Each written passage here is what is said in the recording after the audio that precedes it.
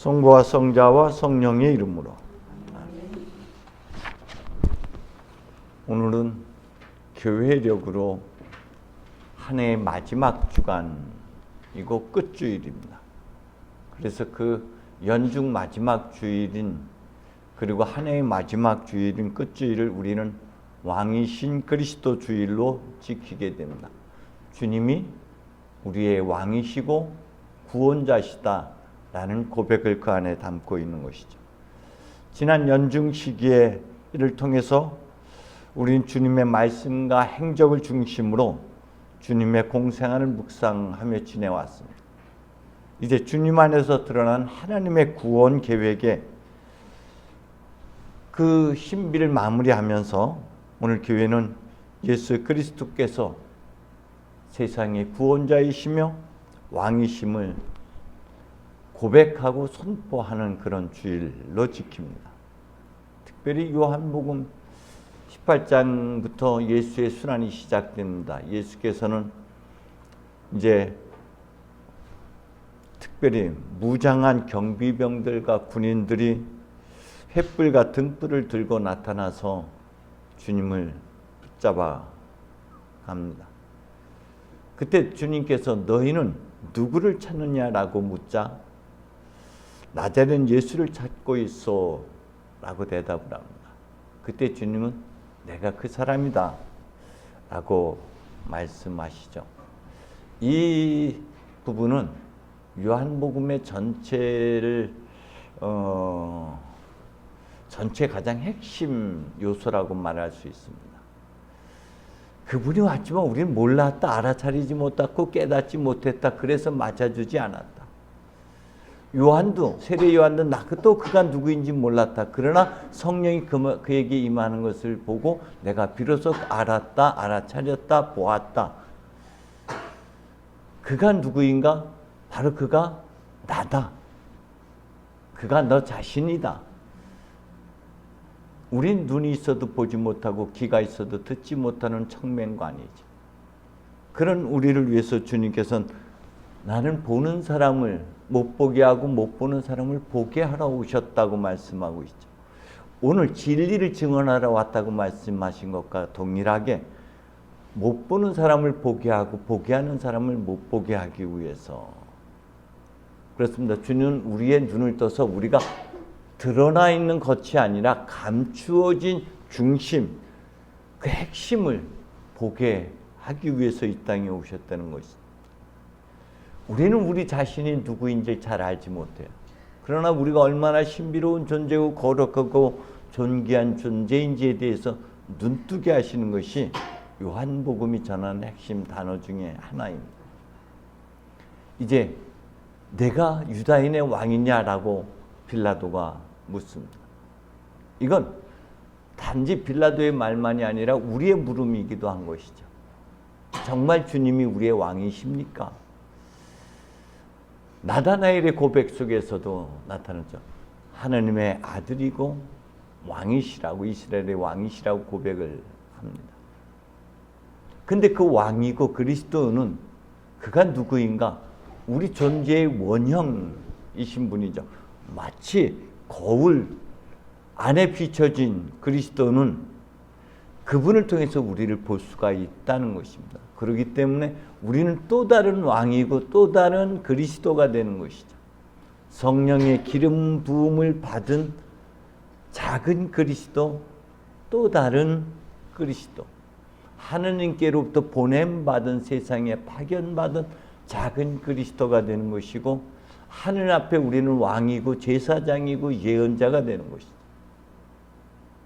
그게 누구냐? 그게 우리라는 거예요. 밖에 있는 그 누가 아니라 바로 네가 마주하고 있는 주 예수 그리스도, 그리고 네가 마주하고 있는 주 예수 그리스도 안에서 너 자신의 모습을, 감춰진 모습을 보라는 것입니다. 주님은 내가 왕이 아니다라고 결코 말씀하지 않습니다. 다만 내 나라는 세상의 것이 아니다, 세상에 속해 있지 않다라고 말씀하고 계시죠. 주님은 제자들에게도 그렇게 말씀하셨습니다. 세상의 통치자들은 백성들을 강제로 지배하고 높은 사람들은 권력으로 백성들을 내리누르지만 너희는 그래서는 안 된다. 누구든지 높아지고자 하는 사람은 남을 섬기는 사람이 되어야 하고 으뜸이 되고자 하는 사람은 섬기는 사람, 낮은 사람, 종이 되어야 한다라고 말씀하시면서 나도 섬김 받으러 온 거 아니라 섬기러 왔다라고 말씀하십니다. 그렇습니다. 주님은 당신의 전부를 내어주는 왕이십니다. 세상의 다른 왕들은 그들의 죽음과 그들의 충성을 요구하지만은 세상의 왕과 다른 주님은 자신의 전부를 비워내고 내어주시고 그래서 그들을 구원하시고 그들에게 생명을 불어넣어 주시는 그런 왕이십니다. 왕이신 그리스도께서는 하나님이심을 포기하고 사람이 되셨으며 아니 죄인의 자리에 내려가셔서 죄인으로 십자가에 못 박혀 죽으심으로 자신의 생명, 자신의 모든 것을 우리에게 쏟아부어 주시고 텅 빈 그야말로 온전히 비워냄으로 깃털같이 가벼워져 다시 한처음으로 돌아가신 그리고 우리 모두를 다시 구원의 자리로 이끌어 주신 바로 그런 주님이십니다. 왕직은 지배가 아니라 섬김이고 움켜잡음이 아니라 비워내는 것이고 빼앗는 것이 아니라 내 것을 내어주는 것이 왕직을 수행하는 방식이라는 것입니다. 왕이신 그리스도께서는 제자들 앞에 무릎을 꿇고 발을 씻어 주시고 나서는 내가 왜 너희의 발을 씻어 주었는지 알겠느냐라고 물으시면서 스승이며 주인 내가 너희의 발을 씻어 주었으니 너희도 서로 발을 씻어 주어야 한다. 내가 너희에게 한 일을 너희도 그대로 하라고 본을 보여준 것이라고 말씀하십니다. 이것이 우리가 가야 하는 길이고 진리입니다. 진리는 곧 하나님의 말씀이고 그 말씀이신 진리의 말씀이신 그리스도의 삶, 그리스도께서 가신 그 길이 곧 우리가 가야 할 길이고 그저 비우면 하나님은 하강하시는 분에 끊임없이 자신을 비워내고 작아지고 낮춰서 없음으로 되어졌을 때 비로소 다시 한참에 하나님이 되어지는 것이죠. 전부를 내어줍니다. 그래서 주님은 진리를 증언하라고 왔다 했는데 바로 그 진리는 그분의 말씀을 통해서 그분의 삶을 통해서 우리에게 보여주셨고 우리도 이제 주님께서 가셨던 그 낮아짐과 비움과 내어줌의 길을 가야 하는 것이 진리의 길을 가는 것이죠. 그래서 주님은 우리에게 그렇게 말씀합니다. 난 길이요 진리요 생명이라고 말씀하시죠. 나를 통하지 않고는 아버지께 갈 수 없다라고 말씀하십니다. 그것은 그리스도이신 예수께서 보여주신 삶과 그분의 가르침을 우리가 따라 살아야만이 진리를 따라 사는 삶이 되는 것이고 그것이 우리가 마땅히 가야만 하는 그런 삶이라는 것이죠. 그것이 곧 진리입니다. 특히 빌립보서 2장에서 아까 말씀드렸던 대로 하나님 예수 그리스도는 하나님과 본질이 같으셨지만은 당신의 것을 다 내어놓고 종의 신분을 취하셔서 십자가에 달려서 죽기까지 순종하심으로 그러므로 하나님께서 그분을 높이 올리시고 모든 이름 위에 뛰어난 이름을 주셨다라고 사도 바울은 찬미하고 있습니다. 이것이 그분이 가신 진리의 길입니다. 이것이 우리가 가야 할 진리의 삶인 것이죠. 왕직의 수행은 비워내는 일입니다. 낮아짐의 길입니다. 전부를 내어주는 것이죠. 그게 참다운 왕의 모습입니다. 십자가의 죽음과 부활을 통해 진리의 길을 가셨던 그분을 우리는 왕이신 그리스도라고 우리의 왕이라고 고백을 합니다. 지배하고 군림하는 왕이 아니라 백성을 위해서 전부를 내어주는 그분이 우리의 왕이신 것이죠. 때문에 주님은 나도 섬김을 받으러 온 것이 아니라 섬기러 왔듯이 너희도 섬기는 사람이 되라고, 낮아진 사람이 되라고, 겸손의 사람이 되라고 끊임없이 우리에게 당부하셨습니다. 진리이신, 진리의 말씀이신 그리스도를 통해 하나님의 진리가 이 세상에 드러났습니다. 곧 그리스도이신 예수를 통해서 드러났고, 그것은 마땅히 우리가 한처음으로 하나님에게로 가야 하는 유일한 길이 되신 것이다. 때문에 우리도 그 한처음 본래의 나라로 돌아가기 위해서는 철저하게 나됨을 포기하고 내가 움켜잡고 있는 것들 비워내고 내가 올라선 자리에서 내려와야만 합니다. 그리스도께서 우리의 왕이라면 우리 또한 그 왕직을 계승할 계승자들이죠.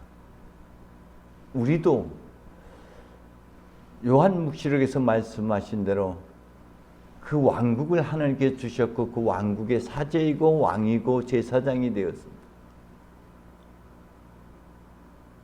우리도 그리스도를 주님이라고 고백한다면 적어도 주님께서 행하셨던 그 진리의 삶을 우리가 살아내야만 하는 것이죠.